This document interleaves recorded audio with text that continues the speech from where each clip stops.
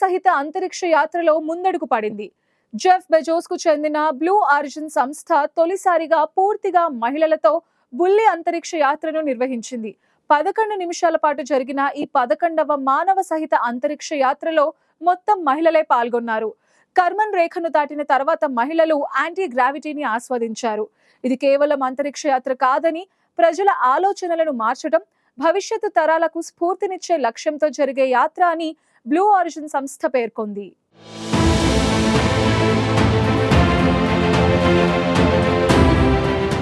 Technology రోజురోజుకు పరుగులు పెడుతోంది.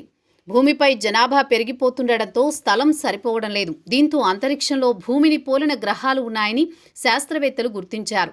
అక్కడ మానవులు నివసించేందుకు అనువుగా ఉందా లేదా అనే దానిపై పరిశోధనలు జరుగుతున్నాయి. ఇప్పటికే ఈ పరిశోధనల కోసం ప్రపంచ దేశాలు పోటీ పడుతున్నాయి. ఇప్పుడు ప్రైవేట్ అంతరిక్ష సంస్థలు సైతం పరిశోధనలు వేగవంతం చేస్తున్నాయి. ఇప్పటికే ఎలన్ మస్క్కు చెందిన స్పేస్ ఎక్స్ అంతరిక్ష రంగంలో దూసుకుపోతోంది. ఇప్పటి వరకు మానవరహిత అంతరిక్ష ప్రయాణాలే ఎక్కువగా జరిగాయి. మానవ సహిత అంతరిక్ష ప్రయాణాలు చేపట్టేందుకు వివిధ సంస్థలు పోటీ పడుతున్నాయి. తాజాగా రోదసీ పర్యాటకానికి ఊపు తెచ్చే దిశగా ప్రపంచ కుబేరుడు జెఫ్ బెజోస్కు చెందిన బ్లూ ఆరిజిన్ సంస్థ మరో ముందడుగు వేసింది. మహిళా సెలబ్రిటీలతో 11 నిమిషాల బుల్లి రోదసీ యాత్రను విజయవంతంగా నిర్వహించింది. బెజోస్ కాబోయే భార్య లారెన్ శాంచెజ్తో పాటు ప్రఖ్యాత అమెరికా గాయని Katy Perry, journalist Gayle King, సినీ నిర్మాత Kerianne Flynn, scientist Amanda Nguyen, NASA మాజీ ఇంజనీర్ ఆయేషా బౌ రోదసీ యాత్రకు వెళ్లారు. న్యూ షెపర్డ్ వ్యోమనౌకలో భూ ఉపరితలానికి 107 కిలోమీటర్ల ఎత్తుకు వెళ్లి కాసేపు భారరహిత స్థితిని ఆస్వాదించారు.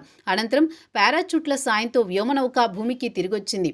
దీనికి సంబంధించిన వీడియోలు సోషల్ మీడియాలో చక్కర్లు కొడుతున్నాయి.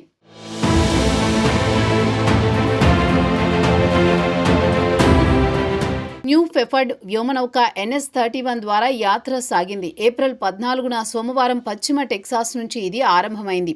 ఈ వ్యోమనౌక నింగిలోకి 107 కిలోమీటర్ల ఎత్తుకు చేరుకుంది.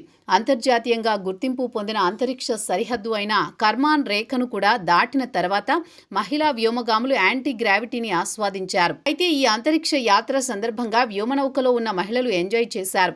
వారంతా భారరహిత స్థితిలోకి వెళ్లిన తర్వాత ఆనందం వ్యక్తం చేశారు.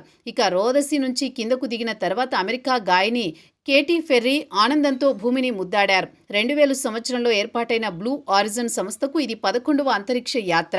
అమెరికాకు సంబంధించిన పూర్తిగా మహిళలతో రోదసీ యాత్రను నిర్వహించడం ఇదే తొలిసారి. 2021 సంవత్సరం నుంచి బ్లూ ఆరిజిన్ సంస్థ రోదసీ యాత్ర నిర్వహిస్తోంది. ఇప్పటి వరకు మొత్తంగా 10 మిషన్లు చేపట్టగా 52 మందిని అంతరిక్షంలోకి తీసుకువెళ్లింది. జెఫ్ బెజోస్ కూడా న్యూ షెపర్డ్ వ్యోమనౌకలో రోదసీలోకి వెళ్లి భూమి మీదకు తిరిగి వచ్చారు. 1963లో సోవియట్ వ్యోమగామి వాలెంటీనా తెరెష్కోవా ఒక్కరే రోదసీలోకి వెళ్లి వచ్చారు. అప్పట్లో రోదసీ యాత్ర నిర్వహించిన తొలి మహిళగా వాలెంటీనా చరిత్ర సృష్టించారు. మళ్ళీ ఆ తర్వాత పూర్తి మహిళా అంతరిక్ష ప్రయాణం ఇదే. ప్రస్తుత యాత్రలో పాల్గొన్న శాంచెజ్ హెలికాప్టర్ పైలట్, టీవీ జర్నలిస్టుగా కూడా పనిచేశారు. 2 నెలల్లో ఆమె బెజోస్ను వివాహం చేసుకోనున్నారు.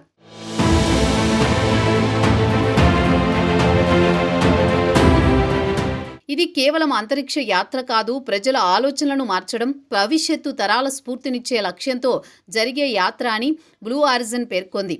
11 నిమిషాల పాటు జరిగిన ఈ అంతరిక్ష ప్రయాణంలో రాకెట్లో 7 నిమిషాలు ప్రయాణిస్తారు. దాదాపు 48 కిలోమీటర్ల దానిలో ప్రయాణించిన తర్వాత రాకెట్ నుంచి స్పేస్ క్రాఫ్ట్ విడిపోయి అంతరిక్షంలోకి వెళ్ళింది. స్పేస్ క్రాఫ్ట్ కర్మన్ రేఖకు కొంచెం పైన ప్రయాణించి తర్వాత భూమికి తిరిగి వచ్చింది.